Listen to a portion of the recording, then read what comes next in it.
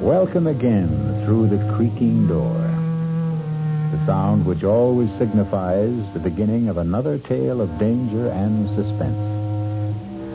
Being in the mystery business, our fables often deal with crime and criminals. This time, it's a thief, but a thief with a very definite difference. For Ruth Moody is a young lady who walks into department stores and simply helps herself, simply because she can't help herself. Yes, you've heard of her peculiar ailment. It's called kleptomania, the neurotic impulse to steal. But kleptomania isn't the only trouble in store for Ruth.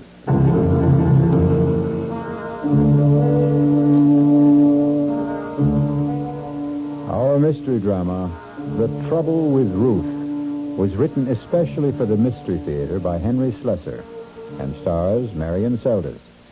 It is sponsored in part by the Kellogg Company, makers of Kellogg's Special K cereal and new sugar-free diet 7-Up. I'll be back shortly with Act One.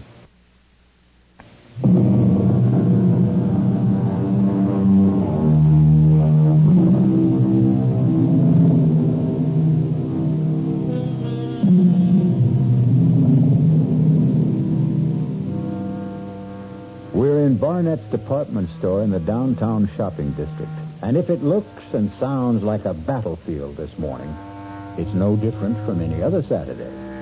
Well, maybe a little more so, since Barnett is running its semi-annual clearance sale, just as it does every other month. It's the ideal place and time for bargain hunters, and unfortunately, for shoplifters. Pardon me, miss? Yes? Would you mind coming with me just for a moment, please? What for? Our assistant manager, Mr. Hutchins, would like a word with you. I don't know, Mr. Hutchins. Why should you want to talk to me? Now, please don't make any trouble. I could call the guard and have you escorted upstairs. You wouldn't want me to do that, now, would you? Guard? Well, why? What have I done? I think you know exactly what you've done now. Will you please come with me quietly?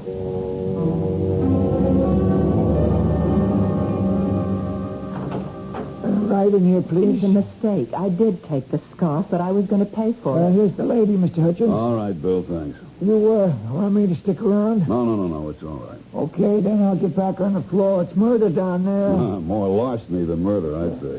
Right.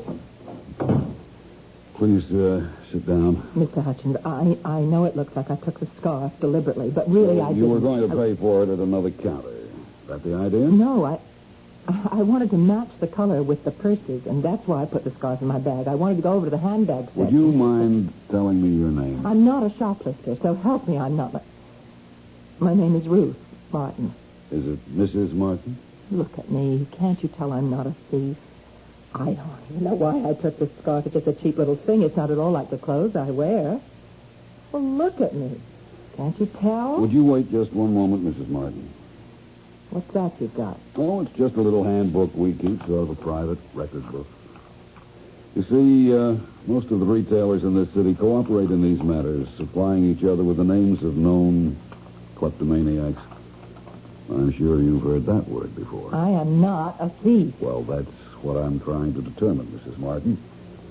Since there is a significant difference between shoplifters and kleptos, the difference, of course, being our ability to prosecute, since one steals for gain and one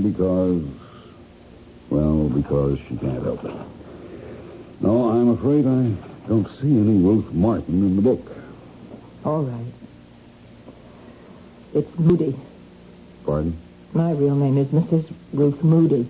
I didn't want to give you my real name. I didn't want my husband to know Moody. about this. Yes, here it is. Ferraros, 3 spools of thread, pearl buttons from Wilkinson Smith. Oh, well, the last time it was a handbag. Awful, ugly, beaded thing. It wasn't even worth more than $5 or $6. Are you going to call my husband? Is that what happened at these other places? Yes. Oh, it was awful. Please, I have the money to pay for the scarf. I'll gladly pay you twice what it was worth. Please don't let him know it happened again. Don't you think it's best that he know? Maybe he'll try to help you over the problem. Don't make me beg you. My husband has a job in the city government, a very important Mrs. job. Moody, I'm not interested in causing you any trouble, believe me. Look, here, take this scarf back. Well, what's this? Nothing. Some costume jewelry that I bought in another... Mrs. Moody, you didn't buy this any more than you bought the scarf. It still has the price tag on it.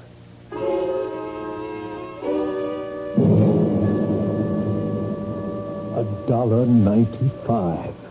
That's what makes it so unbelievable, Ruth. $1.95 rhinestone pin. Don't know why I took it, Ralph, any more than I know what drove me to pick up that awful scarf and just drop it in my bag. Just like those other times. Yes, but you swore to me that those other times would never be repeated. Well, I thought it was over. I really did. I don't understand what goes on in your mind when you do these crazy things. I don't know. It's just an impulse. It seems so terribly easy. Those things are just sitting out in the open the way they are, and I never even stop to think if I like it. Just if I can get away with it. But you never do. You get caught. Maybe that's part of the sickness, too, huh? Oh, stop saying I'm sick. I'm not. Well, what would you call it? Look, honey, you've got to see a doctor. I've told you that a dozen times. I will not go to a doctor. I can't stand the idea of it, Ralph. Just talk to one. Give him a chance. Maybe it's something simple. Maybe you're just trying to get punished because of guilt feelings that you can't resolve. Oh, you're wrong about wanting to get caught. I don't. I swear I don't. I've gotten away with a dozen things. What? What was that? Nothing. I don't want to talk about it anymore. And it isn't just 3-4 times that this has been going on. You're probably out there shoplifting every single day. That's not true. I almost never go into the stores for exactly that reason. All right, Ruth. That settles it. You are going to talk to a doctor. Then, you do remember the first time you stole, Mrs. Moody? Yes. I remember very well, but it was something I really wanted then, Dr. Berger. That was the big difference. How old were you? I was about 8 or 9. I was in school. There was a girl named Fanny Ritter. Her family was very wealthy. She was always the best-dressed girl in the class. Ah, yes. She had this pencil box. It was absolutely beautiful, with a blue binding and all sorts of secret compartments. I wanted that pencil box so much. And one day I walked into an empty classroom, and there it was, lying on the seat. Yes, and were you caught? No, I was never caught. But that was the biggest thrill of all, not being caught. But then I also realized I couldn't use the pencil box, at least not at school. Yes, I see. All kids steal sometimes. There's nothing abnormal about it. But you're not a child now, are you? And yet you still crave this secret feeling, this secret gratification. No, you're wrong. I don't get any pleasure out of taking things. I feel terrible afterwards every single time. Ah, but that may be exactly the gratification you require. I don't want to hear any more. You sound just like my husband. Believe me, Mrs. Moody, neither your husband nor I want to find fault with you. We both want to help you. Well, it's his job my husband is worried about, not me. Why do you say that? Because he works for the city government in the controller's office, and he's afraid if they ever found out about me that he... Why am I talking about Ralph that way? I know he loves me. I know he wants to help me. Yes. So why don't you let him try? Let both of us try. No. I don't need a doctor. All I need is to stay out of department stores.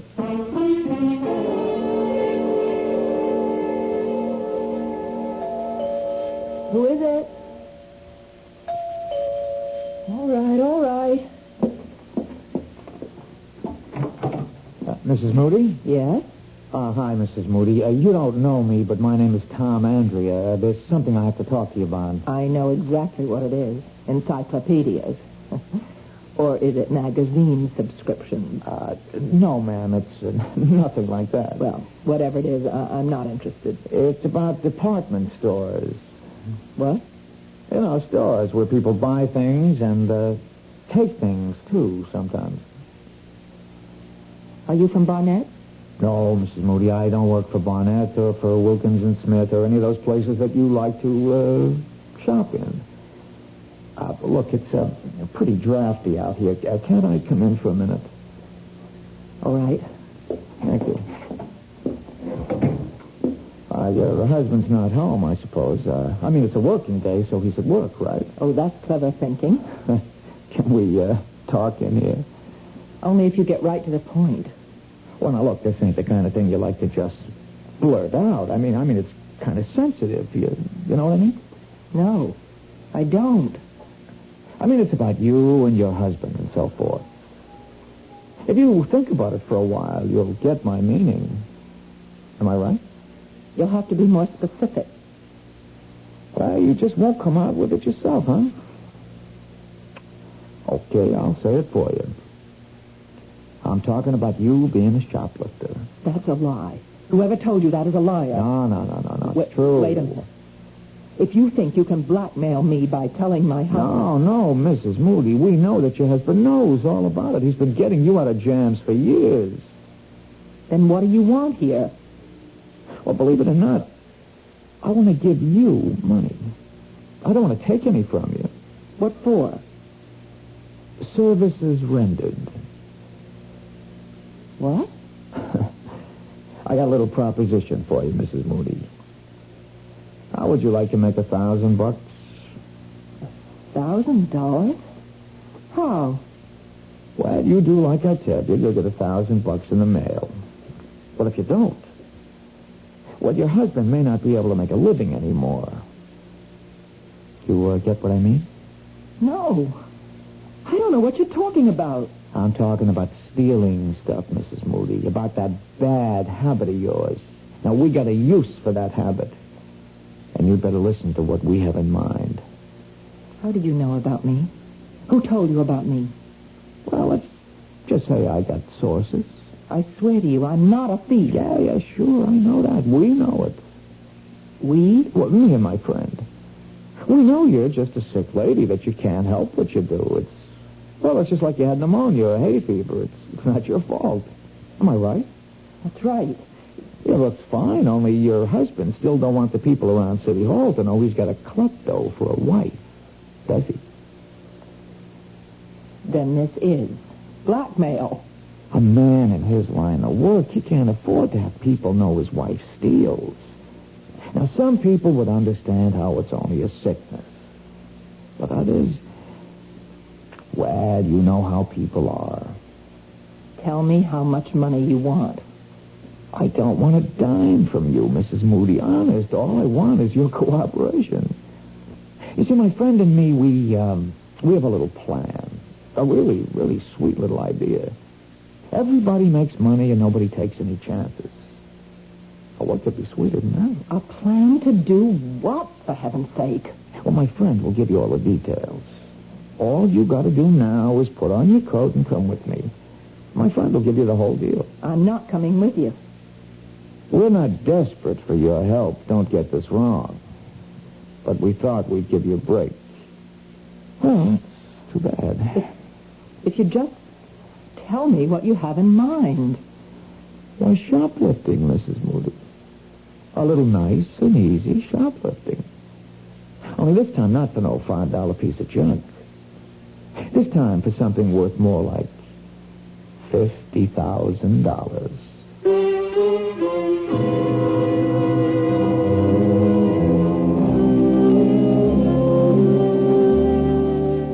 Well, troubles have a way of multiplying themselves, don't they?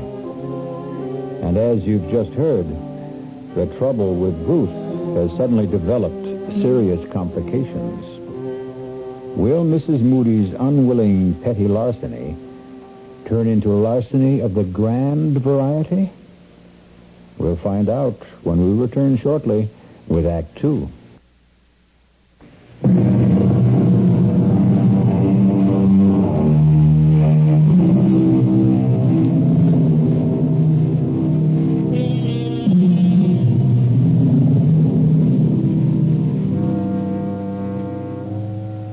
Mrs. Ruth Moody, faced with the prospect of harming her husband's career, has accepted the invitation of the man who calls himself Tom Andrea, although her instincts tell her that Tom Andrea isn't his name at all.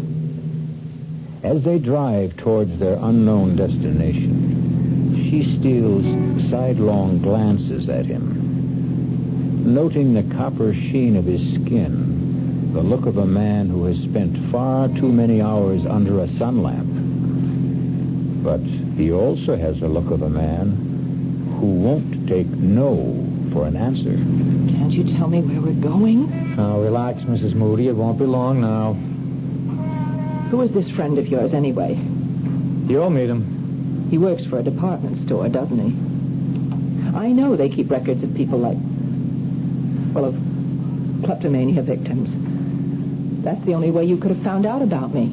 I just lean back and enjoy the ride, huh? Aren't you afraid I might recognize him if he's one of the people that I've met? Here we are, Mrs. Moody. Told you it wasn't very far. The Hotel Hamilton. Looks like a fire trap. Well, it's not very fancy, but it's private. We can all have a nice, quiet talk. Just the three of us.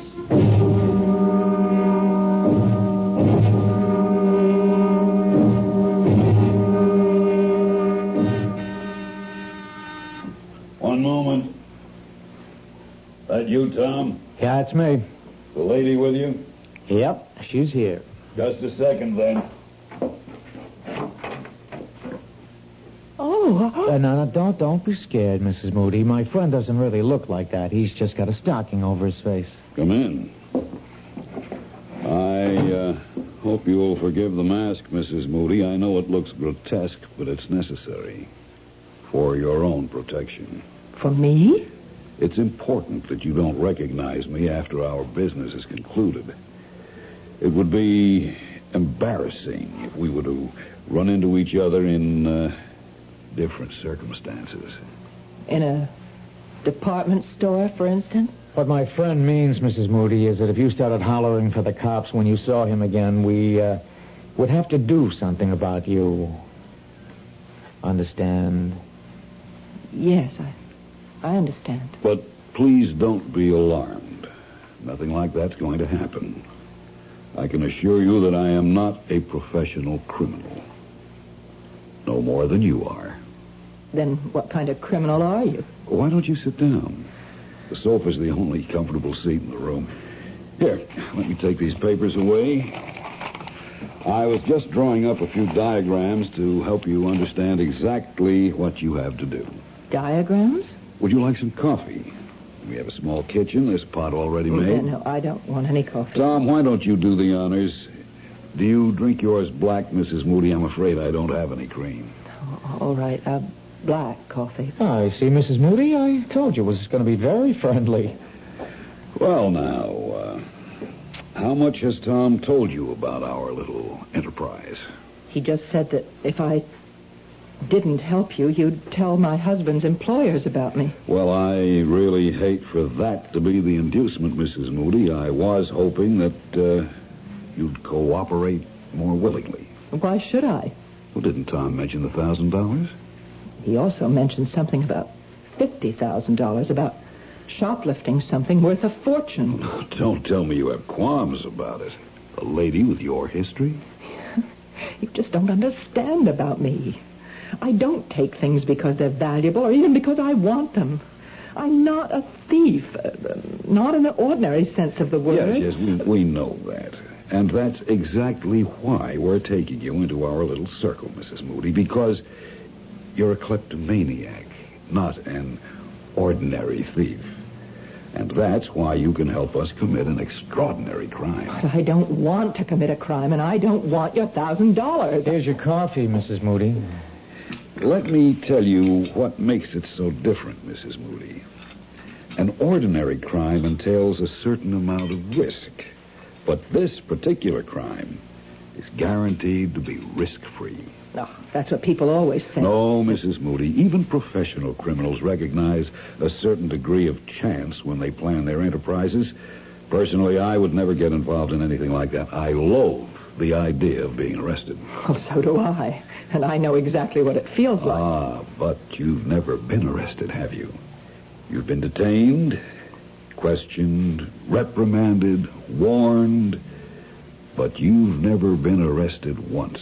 Isn't that true? Well, why should I be? I told you, I'm not a criminal. No, you're not legally liable for your little thefts, Mrs. Moody.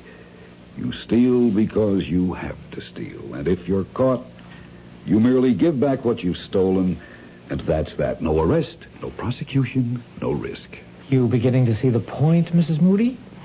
You want me to steal something for you. That's right, Mrs. Moody, and something a great deal more valuable than, shall we say, a spool of thread. Oh, dear Lord. Let me explain our plan in detail. At 12:15 tomorrow afternoon. Tomorrow? At 12:15. You'll enter a shop called Travell's on 47th Street, just off Fifth Avenue. You may not know the place. It's a rather expensive jeweler's. You will approach a certain counter. The diagram will make it clear which one I... Wait a minute. You're talking as if I've already agreed to do this thing. Please look at the diagram, Mrs. Moody. You will approach this counter and engage the attention of the salesman. You will ask to see a certain tray, the one I've marked with the arrow. A moment or two after you begin to examine that tray, there will be a disturbance in the store. Right, a disturbance. The disturbance will take place on the other side of the counter.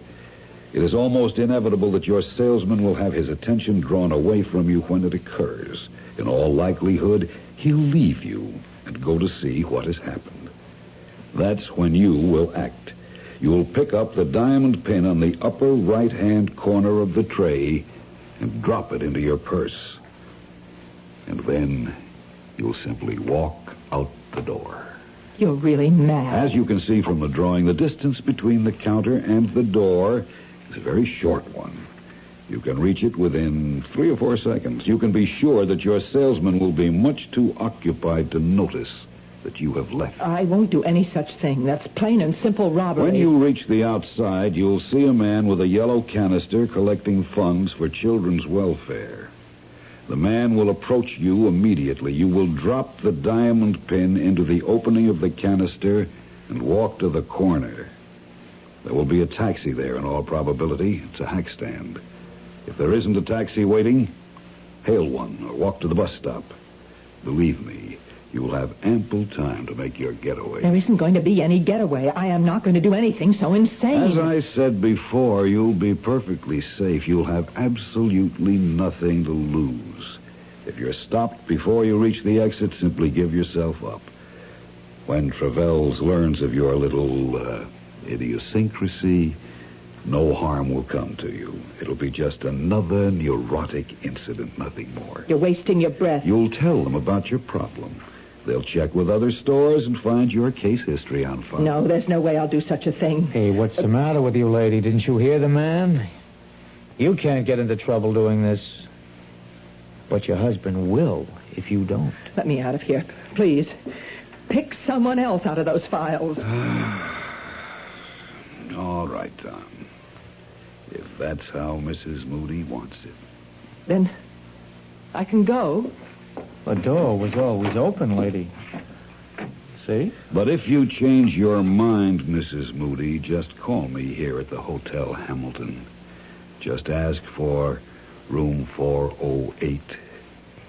But if I don't hear from you tonight, well, you know what we'll have to do.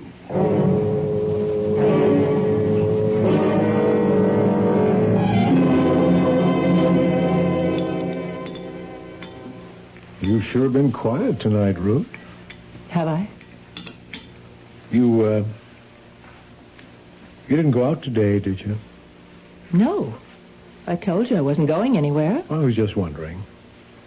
I mean, you said something about dinner tonight, about cooking something special, and Here we are with last night's meatloaf. But you said you didn't mind. No, of course I don't mind. You know I'm not fussy about food. I know. You're just too nice for your own good sometimes, Ralph.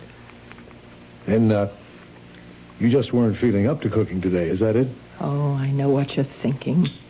You think I went on another shopping spree, or should I say shoplifting? No, Ruth, I didn't think anything of the kind. Well, I didn't. I swear I didn't. Okay.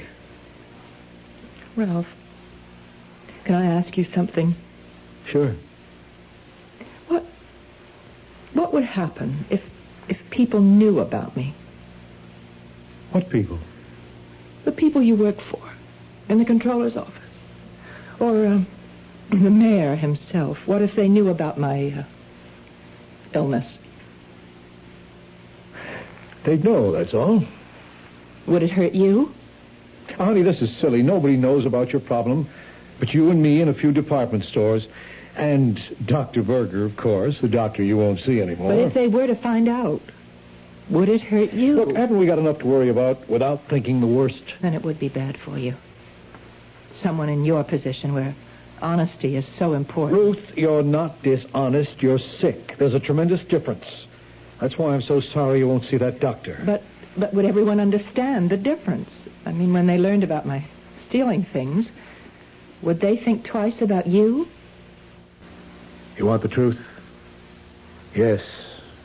Yes, they would. They're only human.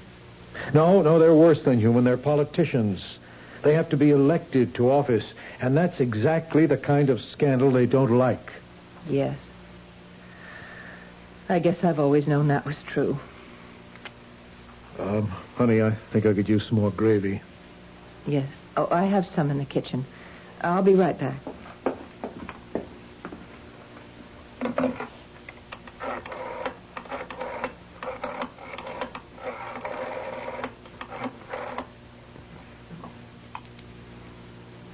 Is this the Hotel Hamilton? Room 408, please.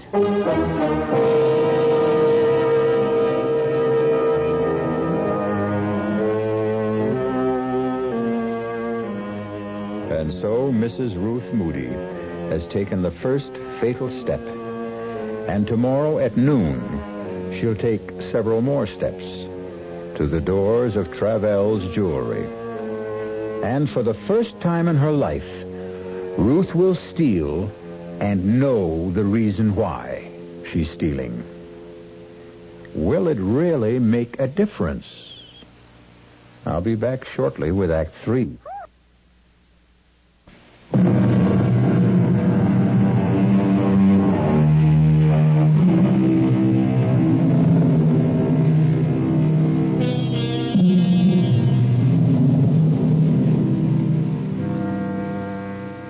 At 11:30 the next morning, Mrs. Ruth Moody left her apartment and took a Fifth Avenue bus to 47th Street.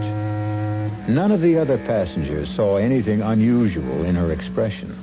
They couldn't read the turmoil of her thoughts or the fear that haunted her eyes behind the sunglasses she wore to hide them. She kept telling herself that what the man in the stocking mask said was only too true, that no matter what happened, she couldn't be blamed for what she was about to do.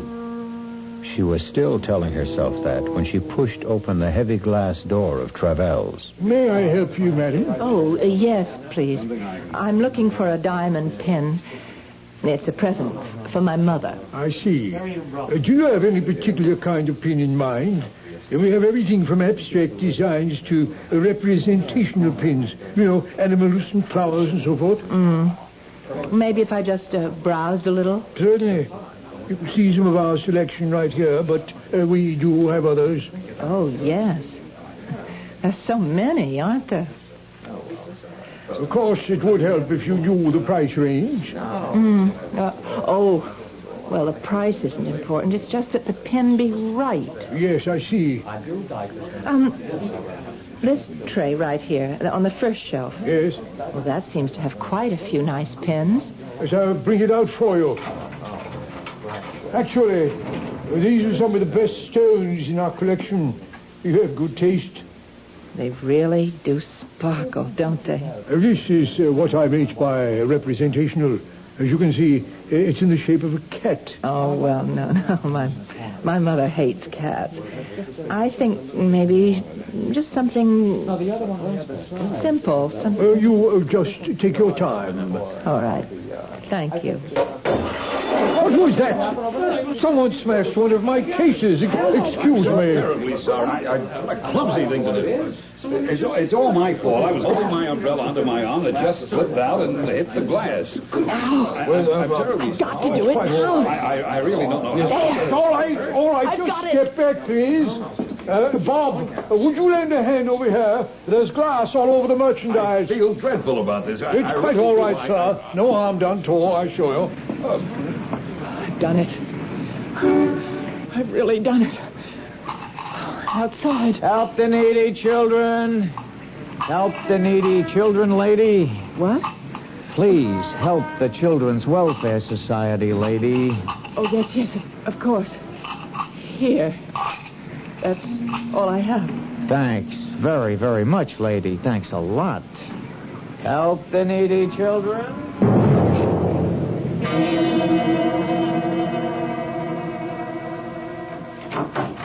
Ralph? Is that you? Yes, I'm home. Oh. How are you, honey? I'm all right. You sure? You don't look so good. No, I'm fine, really. Would you like a drink? Yeah, I wouldn't mind, thanks.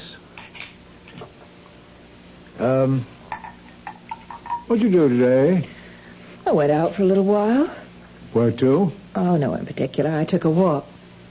Weather was nice. Uh-huh. Took some things to the cleaners. Did a little marketing. Here's your drink. Oh, thanks. For heaven's sake, stop looking at me like that. I can't bear the way you look at me sometimes, Ralph. I'm sorry, Ruth. It's nothing deliberate. Well, of course it's deliberate. It happens all the time now. You keep staring at me as if you're trying to read my mind. As if you wanted me to confess something. Now, Ruth, that isn't true. You've got to stop thinking such things every time I look at you. What's going to happen to us, Ralph? What kind of marriage are we going to have from now on? Ruth, we've been married 6 years now. I think we know how to live with each other. But you can't live with this disease of mine. You can never stop suspecting me of having stolen something again. Isn't that what you're thinking right now? All I'm thinking about is that you don't look well. And how disappointed I am that you won't see Dr. Berger. I called him today, by the way. What for? Well, I just wanted to talk to him, find out if there was anything more I could do to help you. And what did he say? He said there might be. Well, what do you mean by that? Well, I told Berger about our talk last night, about how worried you are that the people at City Hall might find out about your illness. Now, he told me that was an important part of your guilt syndrome, whatever that means. Oh, I hate that psychiatric double talk. Just the same, he thought you'd be a lot better off if you weren't concerned about such things. If you were able to admit that you were ill. I do admit it. That doesn't mean that other people have to know about it. Ruth, I told him. What? I told McGuire, the controller. I took him out to lunch. I told him all about your kleptomania. Oh, no, Ralph. Oh, no. Look, I began to realize that I was hiding it, too, that I wasn't treating it like an illness, either. That I was acting as if it were something shameful. Oh, what did you do it for? For us, Ruth. But now you'll lose your job. No, I'm not going to lose my job. It's going to be all right. But you said Now, I know the dumb things I said last night about how this sort of thing can hurt a politician. Well, I was wrong. McGuire is more of a human being than a politician. You mean he's not going to tell anyone else? He won't give me away? No, that's not what I meant. McGuire suggested that we both go and talk to the mayor himself about this. Oh, Ralph, you can't. I already have, Ruth. What? I've seen the mayor. And you know what he said? He said that it wouldn't make any difference to him this year or next year when he recommends me for the number one job in the controller's office. The number one? That's right. McGuire is moving up. I'm next in line for his job. And the mayor is behind me now, Ruth. Do you think he'd be behind me if he really thought my wife was a thief? Oh, dear Lord. Ruth. Oh, what have I done? What have I done? Honey, what is it? Oh, why did I go through with it? What's the matter, Ruth? I just told you everything's okay. No. I've ruined everything now, Ralph. Oh, God, if you knew what a horrible thing I did today. What are you talking about? I am a thief now. God help me, Ralph. I really am a thief.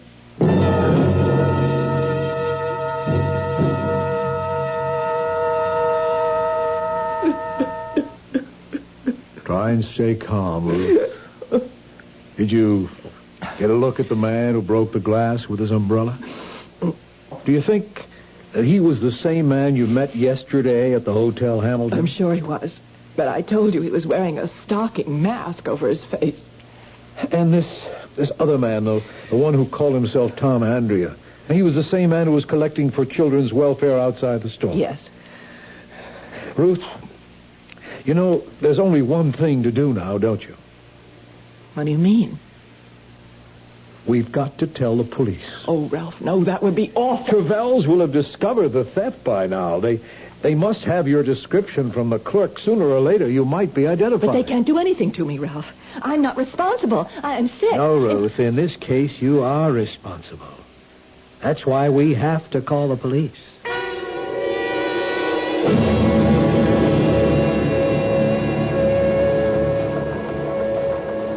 All right, Mrs. Moody. Here's the typed statement you gave us. Can I go home after I sign it? Yes, of course. But better read it over first. What happens after that, Lieutenant Ames? That depends. On what? Well, mostly on whether or not your wife has told us everything. But I swear I have. I'm not saying your story is phony, Mrs. Moody. My own viewpoint is that it's too cockeyed to be phony. But that may be a subtle way of looking at it. Why should she lie about this, Lieutenant? What would my wife have to gain? Well, she could stand to gain a diamond pin worth almost $50,000. But she doesn't have the diamond. She gave it to them. Yes, that's a story. But let's say, for example, that those two men never existed. Oh, that's a horrible thing to say. I'm telling you how other people might see this thing. If you were a crook and you realized that you'd been spotted in Trevells, well, this story of yours would put you in the clear, wouldn't it? But it's true. Every word of it. But you see the problem, don't you? You've been identified as the robber. You've confessed to stealing the pin. The fact that you're a known kleptomaniac doesn't help. Some people might even be nasty enough to say that you got yourself that reputation deliberately. This is incredible. You're accusing my wife of being a thief. Oh, what can I say to convince you? If you could only give me a better description of those two men. Well, I've done the best I could. The first man, he was of average height, dark hair, very sunburned. Yeah. You keep telling me about that sunburn. But that's not going to last very long, is it? Lieutenant, you think that sunburn was a kind of disguise? I'm sure it was, Mr. Moody. All right, and the other man, he wore a stocking mask. There's no way I can describe him. What about the hotel, Lieutenant? No good. It's a kind of a dump which doesn't even bother to keep a register, even though it's a city ordinance. But the clerk might be able to identify the man who took the room. Maybe, if we could produce him. Only, how do we do that? What about the $1,000 they promised to send her? Oh, I wouldn't count on that. If she's telling the truth, you'll never hear from him again. Okay, so maybe it's a new gimmick. Maybe one of them works in a department store, has access to the names of recognized kleptos. I'm sure he did work in a department store. Yeah, and so do thousands of people, Miss Moody. All you've got to do is name the one. And if she can't, what happens then? I think you know the answer to that. Will I be arrested? But you can't arrest her. She's sick. She was seeing a doctor. And I'm going to see him again. Oh, so help me, Ralph. Do you really mean that, Ruth? I'm not going to stop seeing Dr. Berger until I'm cured. Unless they send me to prison first. Well, have you read the statement, Miss Moody? Yes. Yes, it's all right. I'm ready to sign it. Fine. Yeah, let's see. I thought I had a pen on this desk. Oh, well, I think there's one in my purse. I'll get it. Hey, it's funny. What is? Well, this isn't your pen, Ruth. I don't recognize it, do you? Let me see. No, that isn't my pen. Oh, Ruthie, no, not again. You mean you stole it, Mrs. Moody? I'm afraid I did. I remember now. When the man was drawing the diagrams of the jewelry store, he left his pen on the coffee table, and I just couldn't stop myself. Wait a minute. You stole his pen, the man in the stocking mask? Yes. Will you arrest me for that, too? Let me see it. Miss Moody, do you realize there's a name on this pen? It's from Barnett's department store, and it's engraved with the name of the owner. What? Barnett's department store, J.M. Hutchins. Hutchins? He's the assistant manager. He is the one. Lieutenant, you found your man. Well, what do you know? This is the first time I've ever seen the proof of that old chestnut. Old chestnut? That it takes a thief to catch a thief.